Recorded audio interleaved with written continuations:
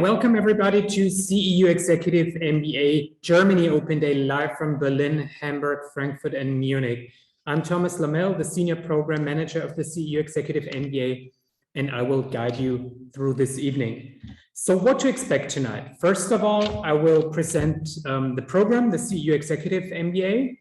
After the program presentation, you'll have the opportunity to meet one of our current participants, Benny Fischer. You can ask him questions if you want to. Then our VIP, our keynote speaker, Professor Schuster, will deliver a keynote presentation. And after that, we will have a general Q&A session at the end of the evening. Feel free to pop in, to shoot in your questions in the chat box. If you have any questions, I will collect them for the Q&A session. And you're very welcome to challenge our Professor Schuster after his lecture. If you have any questions or if you want to comment on his lecture, feel free to engage with him. That's why we're here. So thank you everybody for joining us tonight from around the world.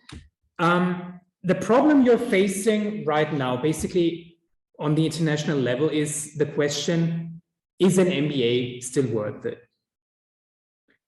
You don't have to go very far these days to encounter that we are witnessing fundamental transformations in the world in a century.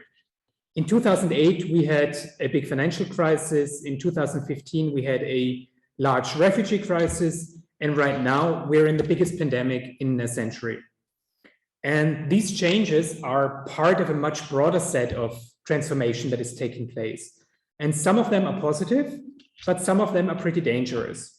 So the key question is, how do we as business professionals, how do you as business professionals prepare for this challenging and unpredictable environment? And the obvious question is an MBA the way to do it? We have seen an explosion of online education over the last 2 years, and I'll show you why we believe our MBA is worth it. So if you're interested in further education, you usually are reaching for the stars, doing research on the best business programs, the best MBA programs in the world, the leading business schools. What you tend to find is they often have a very differentiated curriculum and a very mission-driven MBA curriculum. They offer, their MBAs offered with a certain perspective or a certain expertise.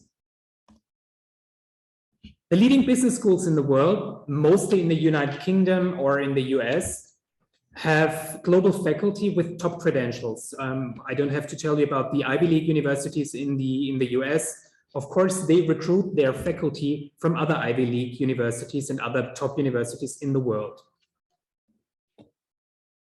The student body that you would find in those programs at leading business schools is very international, thanks to a full-time format. People are basically moving to the US or the UK, spending 1 or 2 years for the program, which means there is an international class.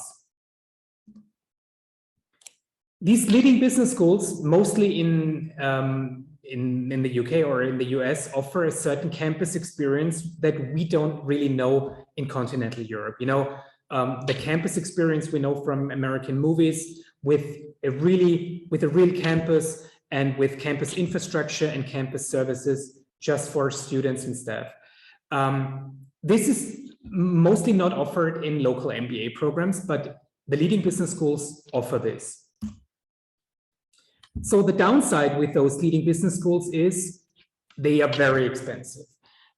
Those programs, those executive MBA programs, start at 100,000 euro, 120,000 euro, or even more on tuition and expenses in addition to your tuition, like traveling, housing, accommodation, etc. Another disadvantage of these full-time format programs is that you're basically out of your job for a year at least, or sometimes even 2 years, which means you have to move your family to the new MBA location. So if this frightens you off, you usually continue your search by looking for a program that is in your city. What you find in these local programs is a plain vanilla MBA curriculum. They don't offer a certain expertise, they don't offer a certain perspective, and they're not really mission driven. These programs have very regional or national faculty. It's not an international faculty. The professors who teach in these programs are coming from the city, or at least, you know, the country they are teaching in, but it's not a transnational program or a transnational or international approach. The same applies to the student body. These programs have relatively few international students, which means you will be in a class of like-minded people from the same country, the same city, or the same region, which doesn't add up to diversity. Even those programs, even they're not, you know, leading business schools, they're just local programs in your city, in your area, they tend to be quite expensive too, up to 80,000 euro or even more. Again, on tuition and further expenses like housing, accommodation, and traveling. Another advantage of these programs is that there is no work interruption. There's no disruption for you, so you can basically stay in your job while you're pursuing higher education in those local programs. And because of the proximity of these programs, this could be another advantage for you. But what we do at CEU is to offer the best of these two worlds. First of all, there is no work interruption, thanks to our modular and practical and flexible modular format. I will talk about it later. And the executive MBA, our executive MBA for the open world, is very much mission driven. I will talk about the executive MBA for the open world philosophy later. We have an international student body because of the modularity of the program. We are actually the second most international university in the world. And participants can fly in and fly out, which is a major advantage of the program. And the last but not least argument for you is the price argument. We offer the executive MBA at only 29,000 euro of tuition. So this could be a very competitive argument for you. I will talk about the tuition at a later point, why we are able to offer such a tuition at such a low rate.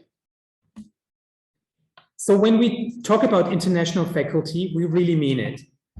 I would like to introduce you to some of our current faculty members, just to give you an impression of who they are and where they're coming from. First of all, our Professor Isosenius, an expert on marketing and expert on emotional marketing with a PhD from Central Florida. Or for economics, Professor Mark Kaufmann, an expert in applied theory with a PhD from Harvard University. The course on big data and artificial intelligence will be taught by Professor Miklos Koren, one of the leading scholars in the field in Europe with a Harvard PhD. If you're new to finance, Joy is a uniquely gifted educator, generation after generation of our students. Just tell us how she's unique in explaining complex financial concepts and equipping you with the language to understand and talk about balance sheets and financial numbers.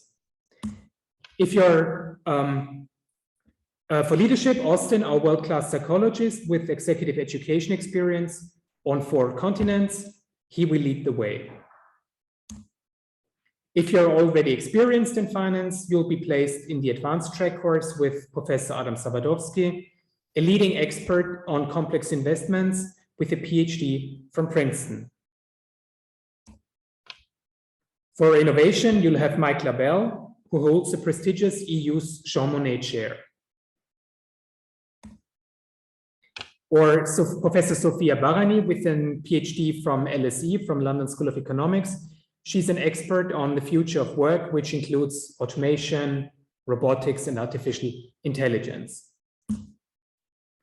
Maciej Kiszlowski is our faculty director. He will be teaching in the modules as well. He's got a JSD degree from Yale, an MBA from INSEAD, and an MPA from Princeton.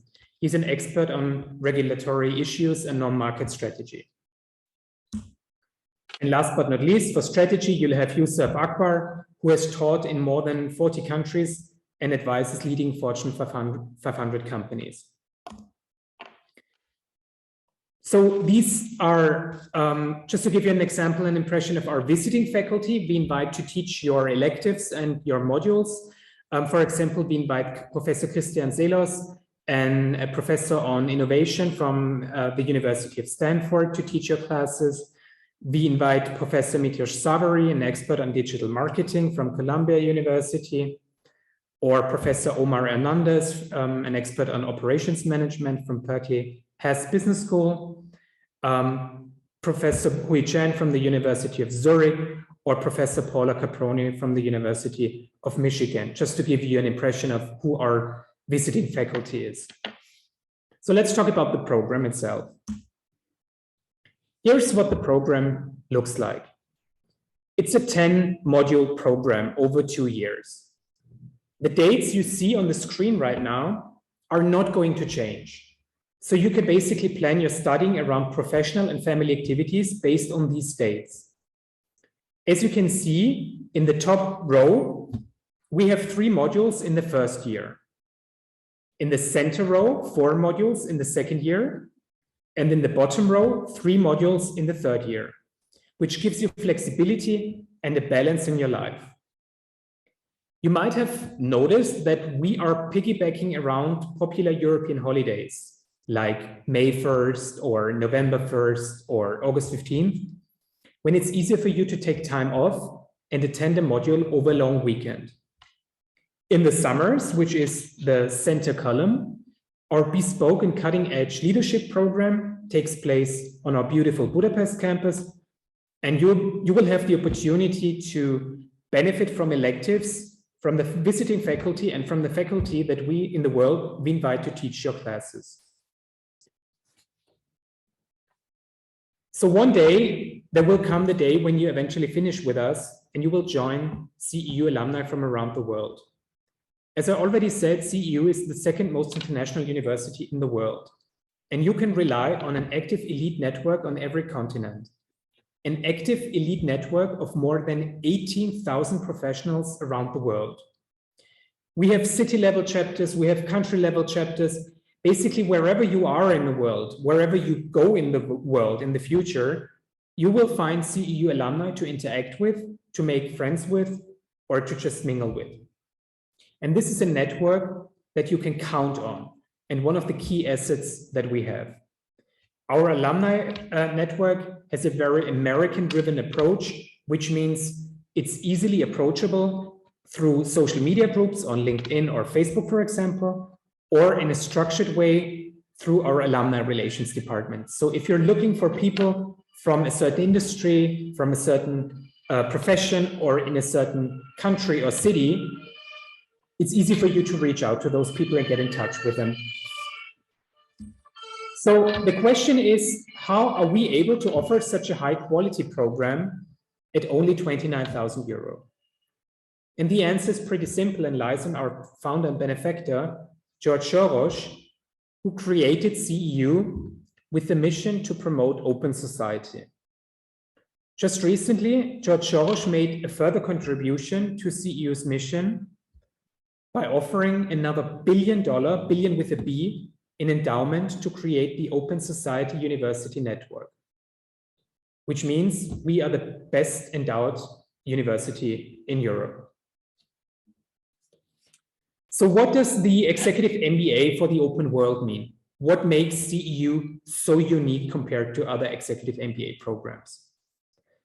First of all, when we talk about the open world, we mean skepticism towards dogmas, towards hierarchies and privileges, both in context of how we teach, but also in composition of the cohort. Diversity is key to creating a successful program. And for us, diversity is not just an empty marketing catchphrase, it's our DNA. Secondly, we believe in debate and radical rational thinking. Every idea can be challenged because we believe in facts and arguments rather than narratives and fake news, because it's narratives that create the polarization in our societies these days. And we believe the best way to challenge this narrative-based discourse is to make arguments based on facts and realities, actually, which is the hallmark of Karl Popper's definition of open societies. We are fundamentally opposed to all kinds of discrimination, and we actively promote diversity within our program. The way we finance the scholarship means we create opportunities for people who traditionally have not been able to actually join programs like this. And we see managers not just as people who deal with businesses and resources, but we also believe that managers go beyond that. They are positive change agents. No matter where they're coming from, if you're coming from the traditional corporate world, if you're coming from the public sector, if you're coming from entrepreneurship or NGOs or civil rights, we consider you a positive change agent. So what does the typical CEU executive MBA classroom look like? Currently, we have 65 managers in class with an average of 14 years of work experience, including a minimum of 3 years of leadership/managerial experience. As you can see from the image, from the background image, we use state-of-the-art classroom technology and setups in order to facilitate discussion and interaction in class. Speaking of the way we teach, we make use of case-based learning rather than traditional lectures that you would find in local MBA programs. And we want to take you, experts in your specific field, from this level of functional expertise to the strategic level. Of course, we offer top quality online experience. Every participant can choose to join online at every module. So you have full flexibility if you're in quarantine or if it's inconvenient for you to travel, if you have underlying health conditions. Whatever the implication is, at every module, you have the option to opt into the online option, or if you want to attend on-site. However, we encourage everybody strongly to attend the modules on-site, just because education is more than just watching a video or a lecture online. It's about interaction in class, it's about socializing, it's about networking, it's about all that stuff that is taking place not in class, actually. It's about having coffees together, coffee breaks. It's about having lunch together, it's about having dinners together. It's about joining social activities together. This is where you create a network and where the real key asset kicks in. However, for the online experience, we have invested heavily in studio-grade microphones capturing lecturers, but not only lecturers, but also your fellows in class and other participants. Because we consider the executive MBA, the education, the knowledge transfer, not just as a one-way street from the lecturer to the student, to the participant, but also going back from the participant to the lecturer, and also among fellows. You will learn a lot, not just from the lecturer, but also from your fellows in class. And this is why we invested in microphones and video setting, so it's easy for you to actually capture all the debate entries that are made in class. We have invested in large screens and high quality cameras, so it's easy for you to understand and comprehend what has been said. We have created physical virtual breakout rooms for support teams. As you can see from the image on the left, there's a color code to these support teams, so you can actually see at a glance who belongs to which support team. And speaking of support teams, it's a very unique setting that we create. The support teams are basically just the vehicle for your group work within the modules. It takes some coordination, of course, in the support teams, but you will be placed in support teams with people not coming from the same city, the same country, the same industry, or the same linguistic background. As I already said, diversity is not just a catchphrase for us, it's part of our DNA, and we want to proactively expose you to as much diversity as possible.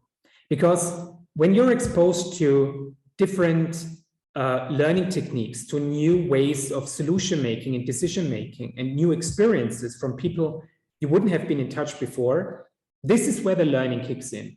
If you're in a class with people coming from the same industry, from the same city or the same country, you will basically listen to the same old stories over and over again, which you already know. But if you're exposed to, let's say, people who are managing a factory in Kazakhstan, or who are heads of a civil rights movement in Turkey, or are in the corporate world in Germany, this is where the diversity and the learning will kick in.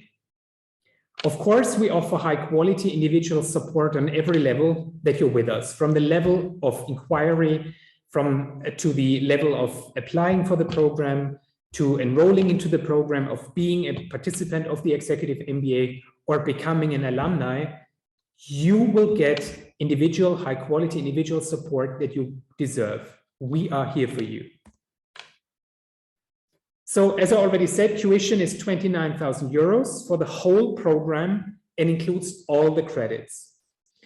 You can participate online if you want to, if traveling is inconvenient, or if you're in quarantine, if you have any underlying health conditions, whatever your reason is, you can at every module decide if you want to attend online or on site. In order to defray your other costs, we have special rates with partner hotels. We've negotiated discount rates with partner hotels both in Vienna and Budapest, ranging from the budget level to luxury level. And we have negotiated discount rates with airlines like Lufthansa Group and Austrian Airlines, which bring you to Vienna and or Budapest at lower cost. So we invite you to join the open world. The application deadline is March 27th. However, I encourage everybody to apply as soon as possible, because we have a first come, first served policy. So the sooner you apply, the sooner you can reserve your study seat. The whole application starts online and takes place online on our website. If you have any questions about the application process, the application portal, you're free to book a one-on-one consultation with me. I'd be happy to advise you on the application process, on the requirements, but also on available scholarships and fellowships, because we offer a variety of need-based and merit-based scholarships and financial support. I'm pretty sure that this question will be brought up in the Q&A session in the evening, at the end of the open day. So I'm pretty sure I will talk about it later.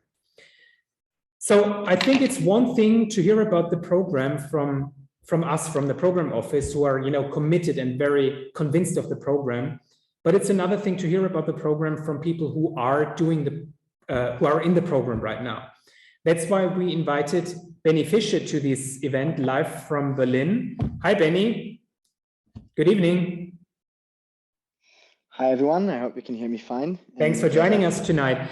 If you could briefly just tell us something about yourself, give us some background, where you're coming from, what your professional background is, and why you've chosen CEU Executive MBA back then. Sure. Well, first of all, thanks for having me. So my name is Benny Fischer. I have spent most of my career in the public sector. 4 years I've been working in Brussels, of which 2 years I was running an NGO as in an elected capacity. I was a president. And then in addition to that, for another 2 years, I worked as a freelance consultant for additional, I see there are more, I guess, joining the open day today. I worked as a freelance consultant in the fields of change management and human rights for a variety of different NGOs in Brussels. I then came back to Germany, specializing on the field of digital transformation for the social welfare sector. And for 2 years, I'm now working for the Landecker Foundation, which is a large private foundation that focuses on digital transformation in the public sector. I've joined the program around, I'm part of the first cohort, so I'm just about to finish the program until, August of this year. Super excited, obviously. I have a lot to share with you, and I guess my job today here is to validate everything that you just presented, Thomas. I mean, your job is to give authentic feedback. I mean, we didn't do a rehearsal on our conversation. I'm just asking you. Let me say I'm very much glad to do so, or maybe to foreshadow. This is exactly what I want to do. let me maybe just start doing that. So first of all, you spoke about diversity, Thomas, and I think, you know, it's a big word. I think there's a lot that I'd like to say about it. Number one, I myself come from a very diverse sector, but just to reflect upon what that means in real life. So the working group that I work with, just to give you one example, consists of people spanning from Poland, Hungary, the Czech Republic, and then me myself coming from Germany. We all work in completely different sectors, and we are in, you know, even completely different stages of our career. Okay, so some of them are already executives, some of them are in mid-senior level, some of them are lay leaders and work, you know, in different capacities and or have their own NGOs. Half of my working group works in the public sector, half of them work in the private sector. And we are at completely different stages in our career. And this is actually what makes working with each other great fun. But then diversity obviously goes beyond that, right? So there's diversity when it comes to cultural backgrounds, religion, ethnicity, when it comes to political orientation. And this is really where the core of the program lies. So what do I mean by that?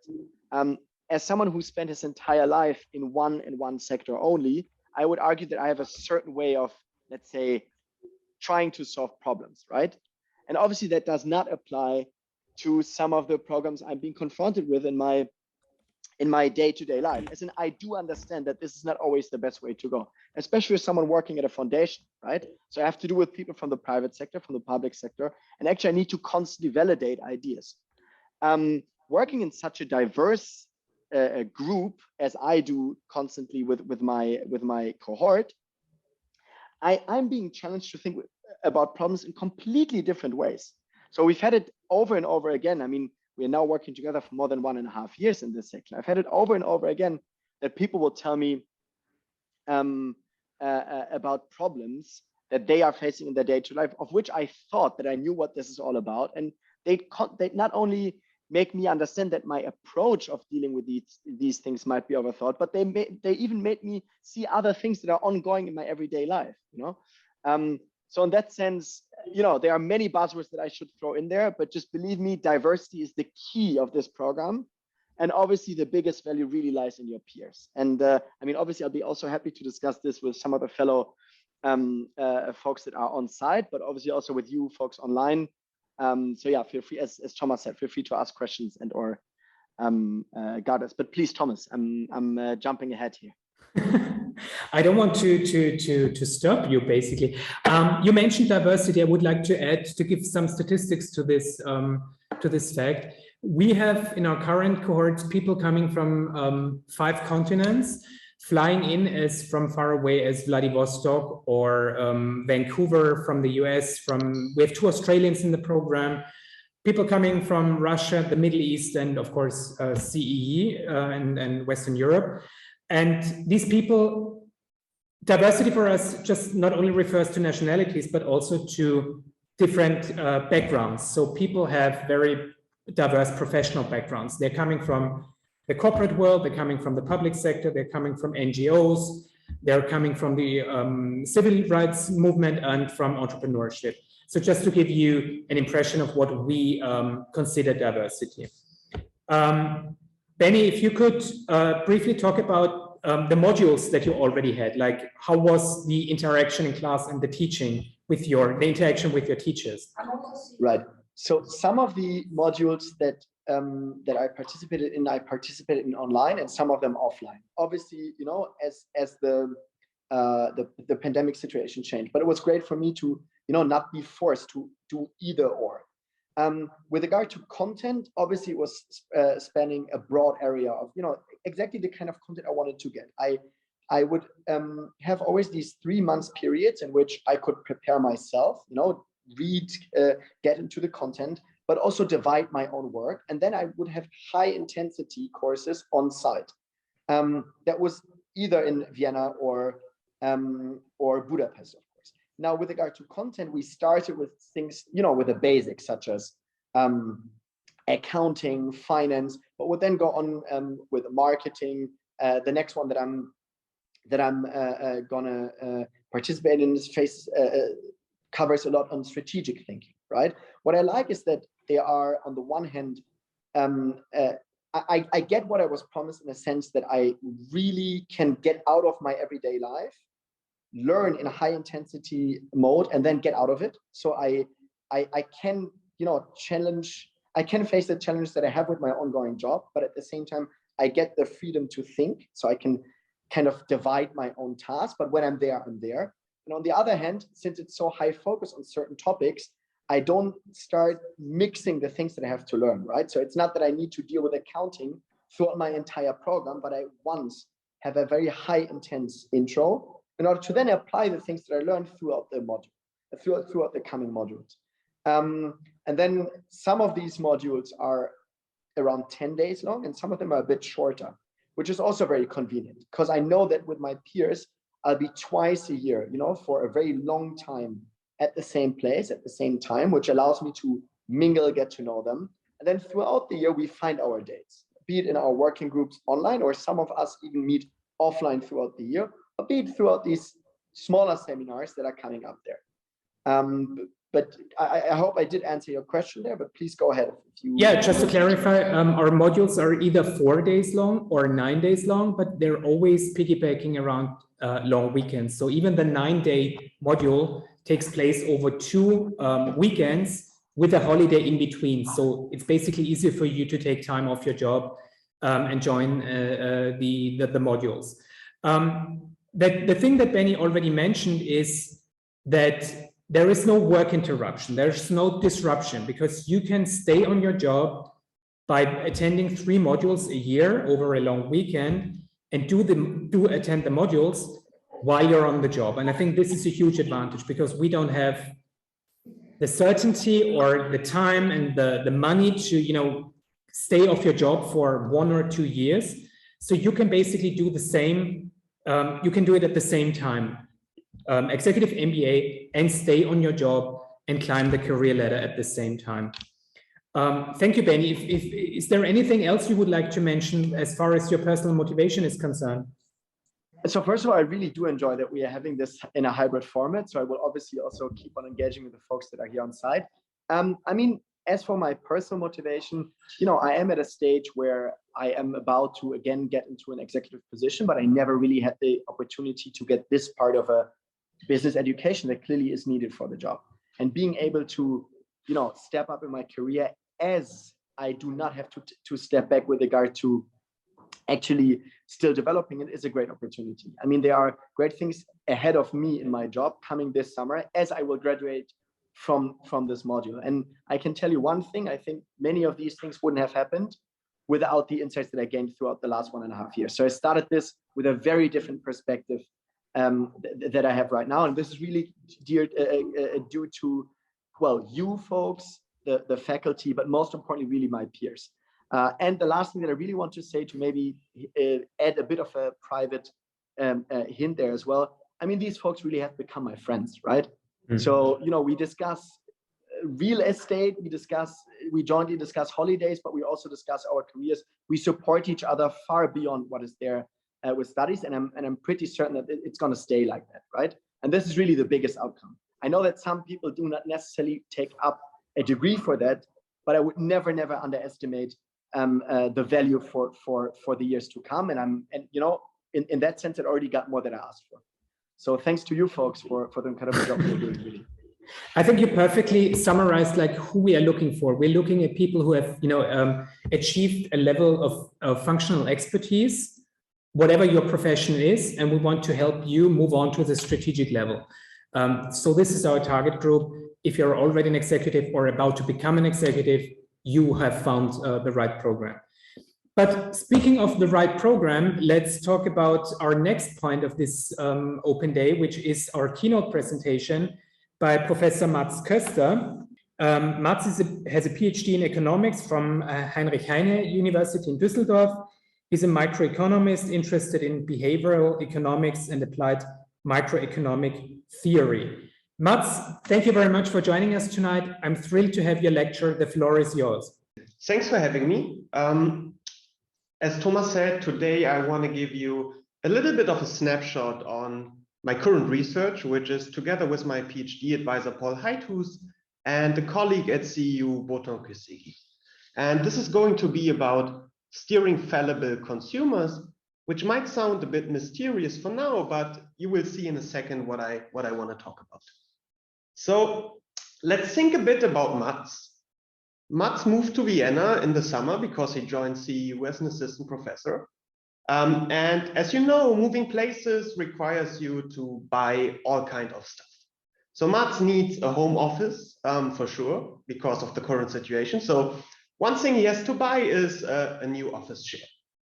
But at the same time, Mats' attention is limited, so he cannot spend all day looking around for chairs. So maybe he starts looking around at Google, searching for a few chairs, but then he forgets about it. And the fact that I want to talk about is that a lot of the time that you are looking around online, for instance, on Google or on Facebook or Twitter, wherever it is, you see these advertisements, right?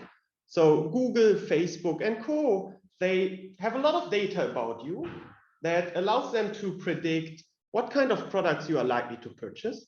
And then based on this data, they make recommendations to you. So what you see here on the screen is actually my own Facebook feed. And since Facebook at some point realized that I moved places and that I might be looking for a new chair for my home office, Facebook started to recommend specific chairs to me. And that might be actually quite valuable to me because of my limited attention and me not being able to look around for chairs all the time. And the question we want to ask in this research is a very simple one, namely, what is the effect of these product recommendations on a consumer's behavior? Okay, so we are not the first to ask this question, but we are going to ask this from a very particular perspective.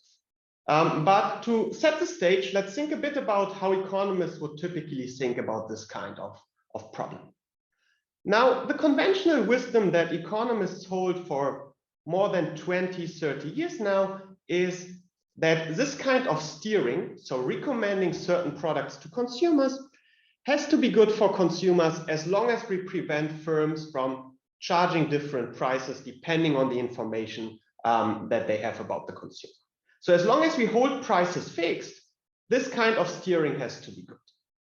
And unsurprisingly, the advertising industry puts it as follows. They would argue that giving consumers the most relevant ads creates a win-win situation. So not only is this share producer going to make a sale, but at the same time, Mats is getting exactly the share he wants without having to search for it himself. Okay, so everyone has to benefit. And actually, there's a bunch of research papers published in the top econ journals and also recent policy reports that make or rely on exactly this point. Okay, so all of these papers and reports have in common that they would argue the only thing we have to take care of from a policy perspective is we have to prevent price discrimination. We have to prevent that firms exploit the information about consumers to charge them very high prices. And as long as we do this, this is going to be very good for consumers. But I mean, as Thomas nicely put it, studying and doing research is a lot about challenging existing dogmas, existing paradigms. So let's think a bit about what are the implicit assumptions here, and let's try to challenge those assumptions. Think carefully about whether these assumptions are valid, and if they are not valid, how this might change the picture. Now, if we carefully think about this, then we will realize that there are at least two implicit assumptions here. The first assumption is that consumers are infallible in the following sense. Consumers, like me, when I look for a share, only buy products that are worth buying, right? We only buy stuff that we really value. We never make mistakes in our buying decisions. And at the same time, we also reject only those products that are not worth buying. So again, in rejecting products, we are not going to make mistakes. Now, at first, this might sound reasonable. So why should we, on average, be doing mistakes? If we would do these mistakes, probably we would just adjust our behavior.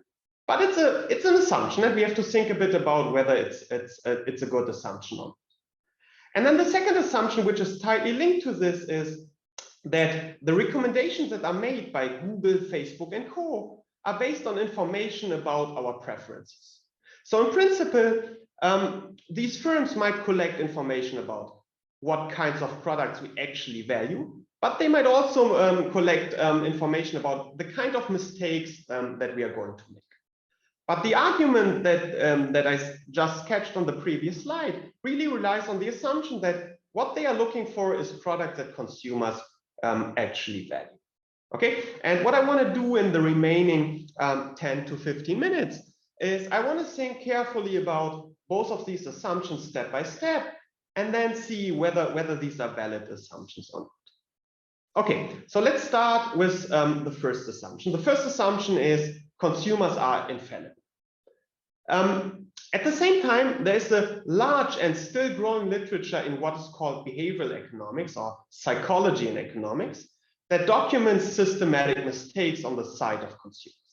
So let me give you just a few examples of things that you might have encountered yourself when shopping online. So there's quite some evidence suggesting that consumers often neglect non-salient price components of the product that they purchase. So this could be fees for shipping and handling, taxes, surcharges, whatever it is. Think about yourself booking a flight online.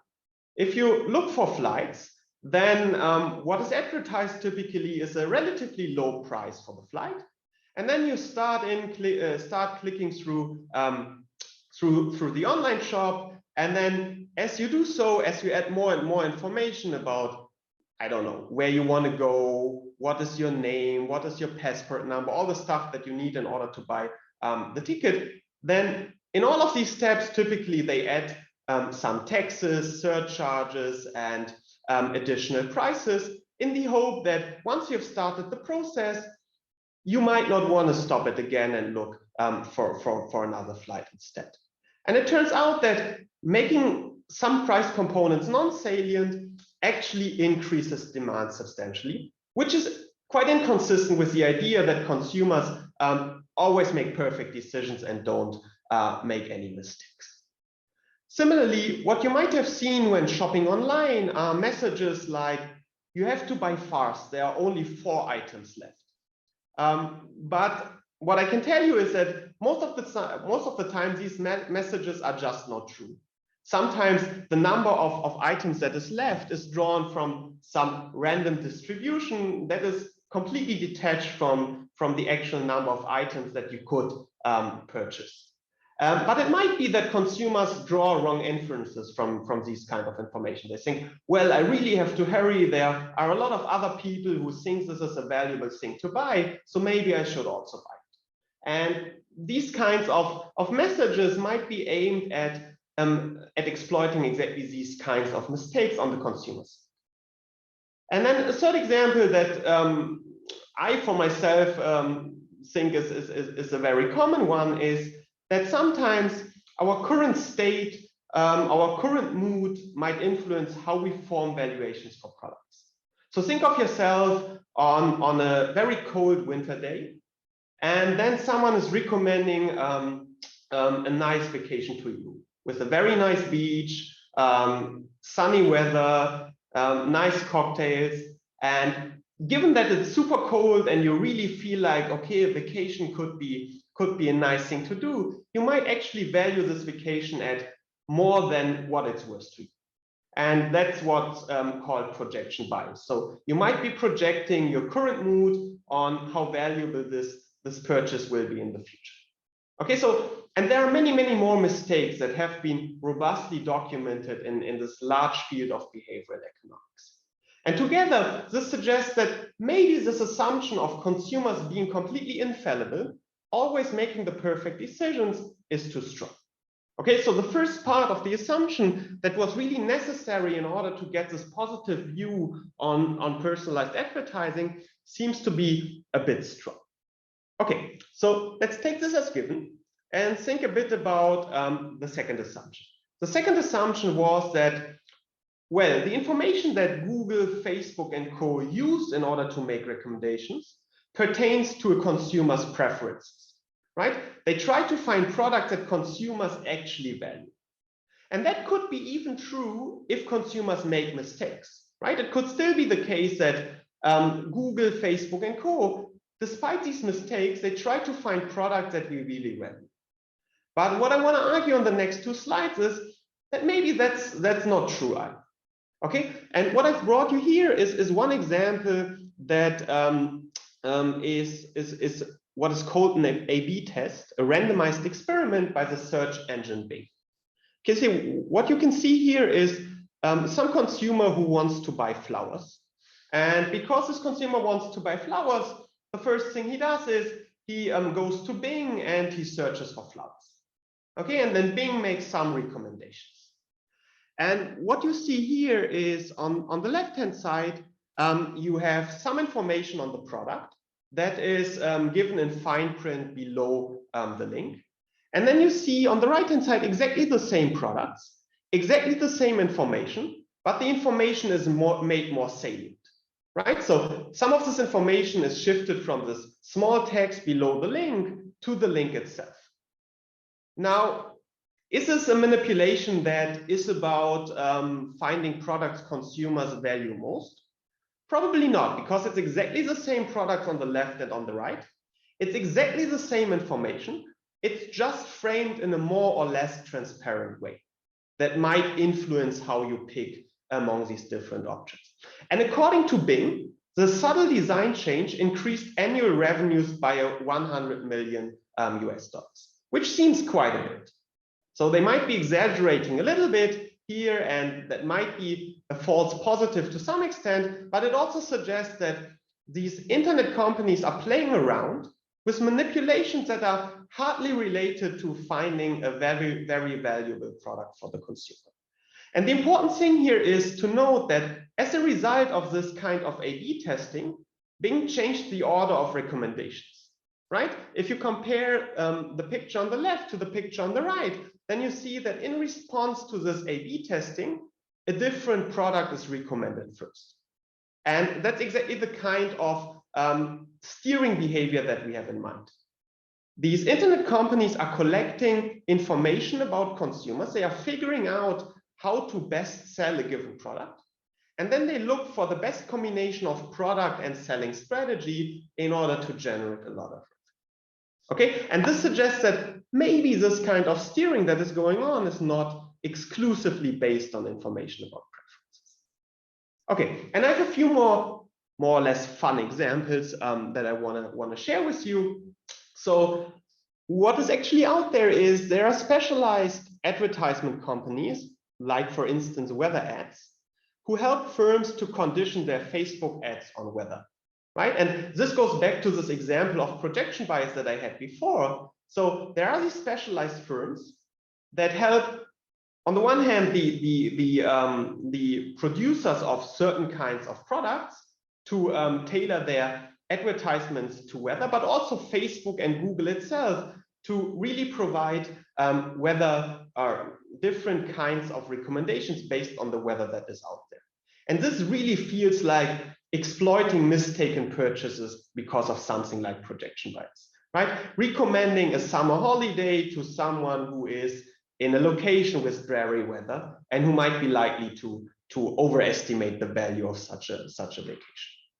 A second example is that of Google, who, at least in the UK, tended to steer consumers who were searching for high return investment, which probably reveals that they are not super sophisticated when it comes to financial decisions.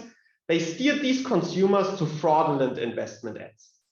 Okay, and again, this seems really like exploiting some kind of mistake, finding consumers who might fall for these fraudulent investment products and trying to recommend exactly those products to consumers. On a more speculative note, there are a few algorithms that are developed right now. So for instance, Uber is developing an algorithm that tries to predict the likelihood of a user being drunk. And the main goal of Uber is to protect their drivers by giving them some information about whether some user might be in a state where he could be violent, for instance. But you could easily imagine that the same kind of algorithm might be used in order to tailor ads, right? So it doesn't seem so implausible to assume that once you are drunk, you tend to do mistaken purchases. So maybe firms are going to use these kinds of algorithms in the future in order to recommend you certain types of products when you are in an intoxicated state. And similarly, Spotify developed an algorithm that tries to predict your emotional state based on your voice and, for instance, the way you hold your smartphone. And again, you could imagine that this kind of algorithm might be used in order to exploit mistaken purchases as a result of projection bias. Okay, so to recap what we have, we thought about these two assumptions, and both of these assumptions seem to be rather strong. So on the one hand, it's not so clear that consumers are actually infallible. They might make systematic mistakes every now and then. And second of all, it really looks like that firms sometimes try to use exactly this kind of data, revealing mistakes on the consumer side in order to personalize advertisements. So both assumptions that led to the conventional wisdom that the only thing we have to worry about is price discrimination seem to be a bit too strong. Okay, so what we do in this paper is we relax both of these assumptions and we ask the same question that all of these researchers before us asked. Is this kind of steering good for a consumer once we allow for these two facts, that they might make systematic mistakes and that the information that is used in order to steer them towards certain products pertains to mistakes rather than preferences? And the long answer to this question is, it depends. So the typical answer you would get from an economist. And let me first tell you what exactly it is that this answer depends on. So first of all, unsurprisingly, it depends on the type of information that is used to steer consumers. And what we find is that if information is about preferences, steering tends to be good. It does not have to be good, but it tends to be good. While if it is based on information about mistakes, it tends to be bad, which is quite unsurprising. Second, it depends on the strengths, or what we call the strengths of the steering technology, which basically means how good are Facebook and Co. in figuring out which product the consumer is going to buy. And with an ever-increasing amount of information, it really seems like, at least looking ahead to the future, they might be pretty good at finding products that consumers tend to buy. Okay, so let's keep this in mind. And then the last thing, it depends on how strong these mistakes are, or what we call the reasonability of a consumer in buying and refraining from buying. And here we carefully argue in the paper that because consumers tend to make systematic mistakes, and because firms have an incentive to exploit these mistakes, because this is an opportunity to gain profits, it might well be that consumers buy on average the wrong products. Okay, and if we take this together with the fact that some of the steering is based on mistakes rather than preferences, and the likely conjecture that Facebook and Co. will be pretty good in finding products that consumers end up buying, then the empirically relevant short answer is that steering may often lower consumers' welfare because it exacerbates exactly the mistakes this consumer is making, even absent these personalized advertisements. And in some cases, the loss in welfare will be quite drastic.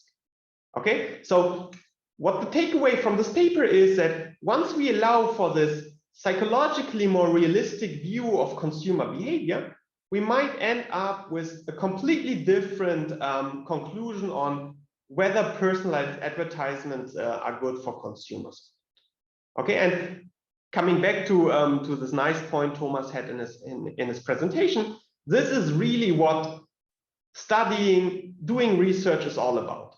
Taking existing common wisdoms, conventional wisdoms, and challenging these wisdoms based on arguments. Okay, I think that's a good point to stop here. Thanks a lot. Thank you very much, Mats. I collected some questions that I already received from the audience. Sure. The first question is, do your results imply that we should ban personalized ads? That's a great question. I mean, as I started out, there is some value to having these personalized advertisements, right? So when I'm looking for shares, I don't want to spend all of my time looking for shares. I would value a firm who really finds a product that I want to buy, that I value, and suggests to me. What we really have to take care of is that they are not exploiting my mistakes. And actually, there is already a little bit of a push in this direction. So maybe some of you have noticed that Facebook and Google started to build what is called interest profiles for consumers. So if you have a Google account, then what Google has about you is some list of interests that you have. And what we would argue is that we should really try to force these firms to base their recommendations only on this narrow list of interests and to allow consumers to actively manage these interests. This is much more likely to reflect their preferences, and this might be good kind of steering in contrast to the mistake-based steering that I showed you before. Thank you very much. And question from another person. What are the recent developments in regulating digital markets in general and personalized ads in particular? So that's a very, very recent debate. And neither in the EU nor in the US, regulatory bodies have settled on something. So in the sense that it's really something that is going to be decided in the next few years, and where both practitioners and researchers can contribute a lot in shaping the regulatory environment. So these interest profiles that I just mentioned are part of what the research side would propose. Other proposals are about increasing transparency about the algorithms that are used in order to inform this kind of steering, and to really try to set the consumer's welfare at a more central stage. And I think this is going to be a very exciting debate in the next few years, and I hope we will learn a lot in order to improve policy there. Thank you very much. Another question from one of our attendees. What are the problems that regulators might face in making use of your results? So I think the one big problem, if you come from a classical econ perspective, is that once we allow for consumers making mistakes, then it's not so clear how we would infer from their behavior what are the products that they actually value, right? So a classical economist would say, well, let's give the consumer the opportunity to choose. Let's observe what the consumer chooses. And then what the consumer chooses is probably the option that he values most. But if the consumer might make mistakes in these choices, then it's not so clear that we can use the behavior of the consumer in order to inform policy. So the key challenge really is to carefully think about the way we make mistakes in order to learn from observable data from the consumer's behavior, what are the products that we should recommend to consumers? And that's an ongoing debate in the academic field. I mean, it's an ongoing debate. I mean, even now we can basically, we could continue this debate for another hour, I'm pretty sure, and listen to more insight of you. But in view of the time, I would like to move to the final part of the open day, to the Q&A session. Thank you very much, Mats Köster. If you attendees would like to get in touch with Mats, his email address is transparent on our website. Just feel free to reach out to him if you have any academic question. But I think you got an impression about the academic excellence that we're able to offer at CEU Executive MBA. I would like to move now to the last part of the evening, to the Q&A session, to the general Q&A session about the program itself. And I've taken some notes from you, some questions that I have received. And the first question is the elephant in the room, which is COVID. How are we dealing with the COVID situation, and academically and logistically? I'm happy to take that question. First of all, we established a hybrid participation in all the modules. So if you have any problems or any implications regarded with reference to COVID, you can stay at home or wherever you are and attend online. If it's too risky for you, or if you don't get a visa, or if there's no flights. I mean, we have seen so many things that could go wrong during this pandemic, which could stall us from traveling. So if there's any implication, you could basically just join online. That's the first general thing.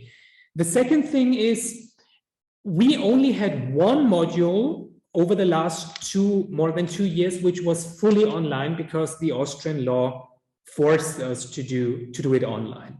All other modules took place in a hybrid format, so they took place on site with the highest safety precautions. And when we say highest safety precautions, we really mean it. We do test every participant. We do antigen testing with every participant every second day during our modules. Not because we're so afraid of, clusters of any outbreaks. No, it's because we want to avoid inconvenience for you, because you're traveling to the module and you might be facing 10 days or at least 5 days in Vienna of quarantine until you can basically test free. So we test everybody in order to, fish those people out of the infected people. And so there's no disruption in the module, because you have been traveling to the module, and maybe it's not an easy thing for you to leave Vienna, to just cross the border back home. So we offer the highest convenience for you. The second thing is just a detail. We started the whole antigen testing in October 2020, when as basically one of the first universities in Vienna who did it. I mean, it's just incredible. It's just a year ago, basically. Antigen testing and PCR testing wasn't offered at a broad scale at that time. It was the exception, and it was very difficult to obtain these tests and to administer those tests. But we took the effort and tested everybody as soon as possible at the first module that started, in order to offer the highest safety for you. So another question is, what are the application requirements and what does the application process look like? Let's talk about the application requirements first. We are looking for people with at least 8 years of work experience, and of which 3 years of leadership or managerial experience. We can make exceptions if you don't have the 8 years of work experience, but of course, as exceptions work, they need to be argued. So you need to make a case why you would be eligible for such an exception. Again, we can do exceptions, but they need to be justified. For example, if you're a serial entrepreneur who has founded a couple of companies but doesn't have the 8 years of work experience, this could be an exception that could work for this case. 3 years of leadership experience, we require a university degree of any field of study.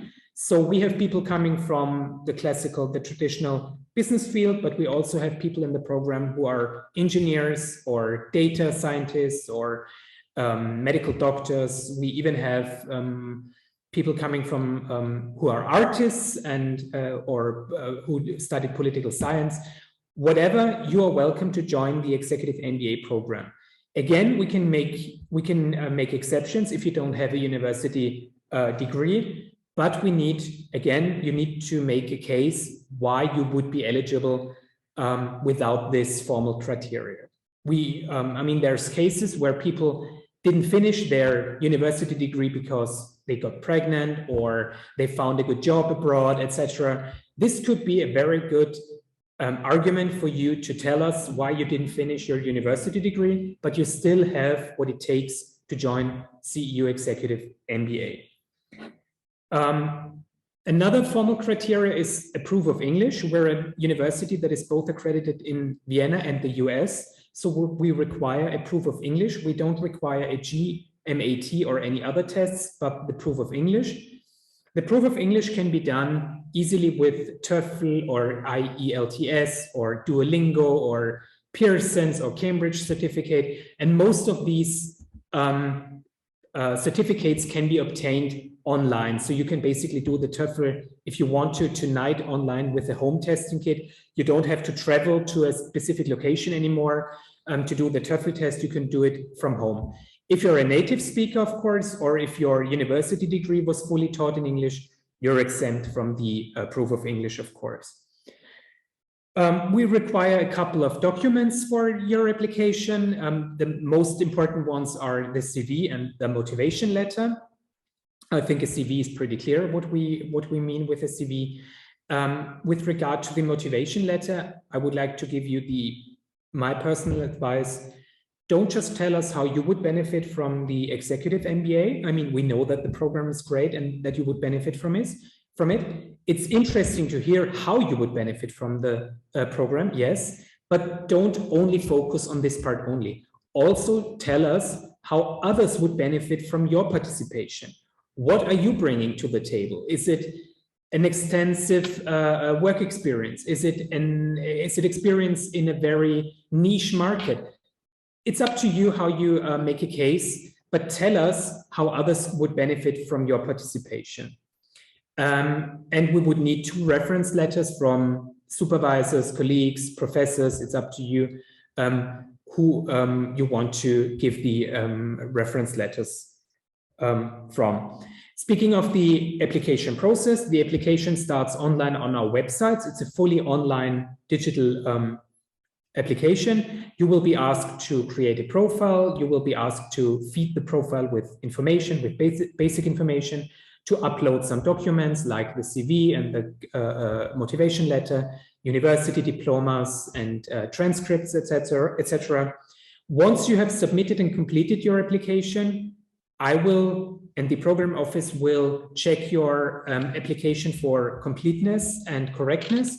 If you have, if single documents are missing, we will reach out to you and give you the chance to hand them in later.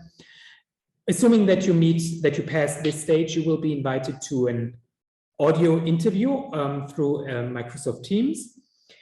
What makes us really transparent with this regard is that we are already publishing the questionnaire that we will be asking you in the interview on our website. So you can basically browse through the questions and get a sense of what we will be asking you. And it gives you an understanding of what are your strengths, but also what are your weaknesses, so you can better prepare for the interview. We are not going to play any mind games during the interview. We don't have the time to, and we're not interested in playing mind games.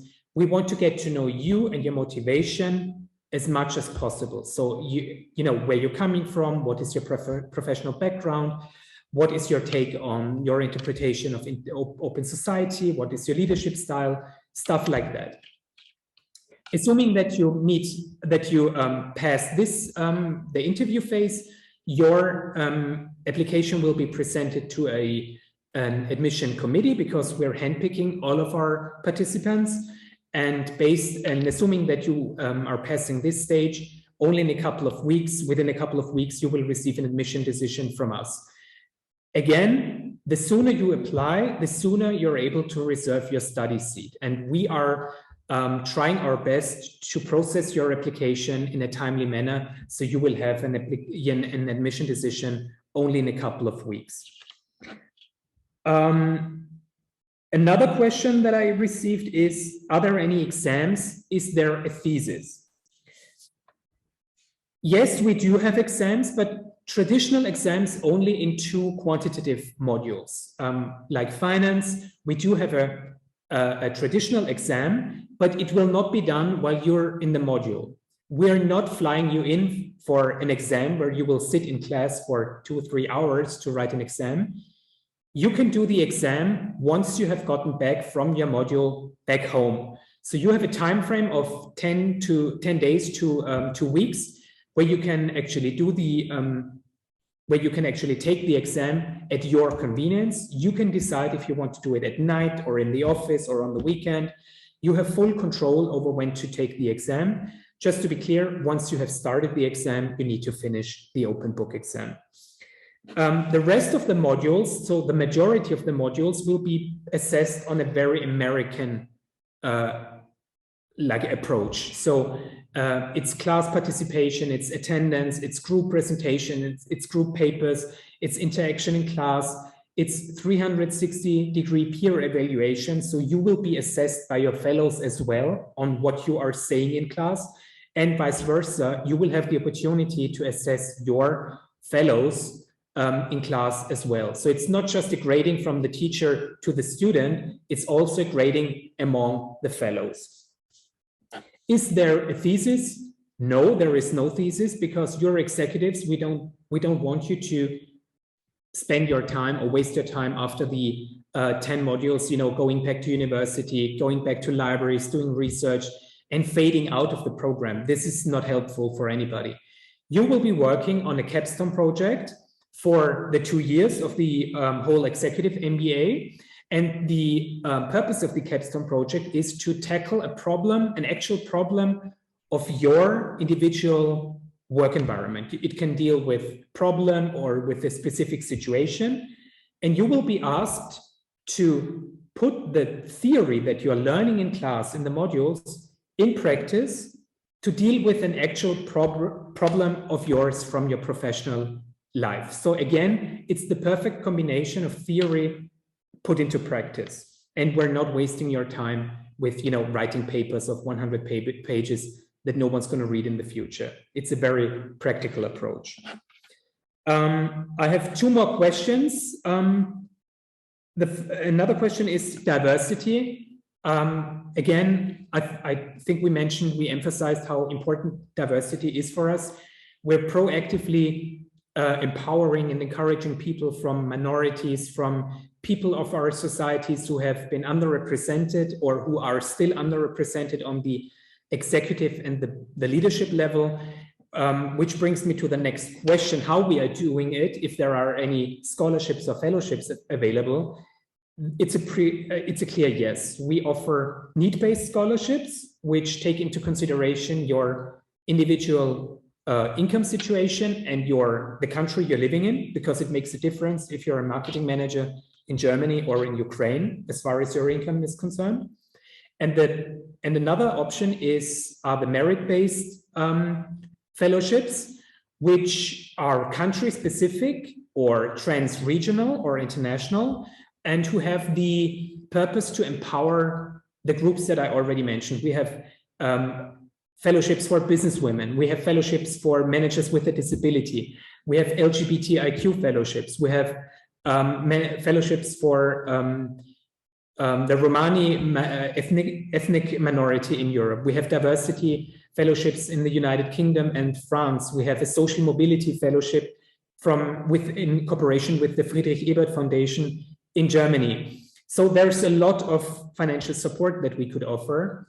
But in order to get the best advice out there to you, I would strongly encourage you to book a one-on-one consultation with me, where I can advise you on your individual situation and your individual financial situation, and tell you which fellowship, which scholarship offers the highest chances for you to get.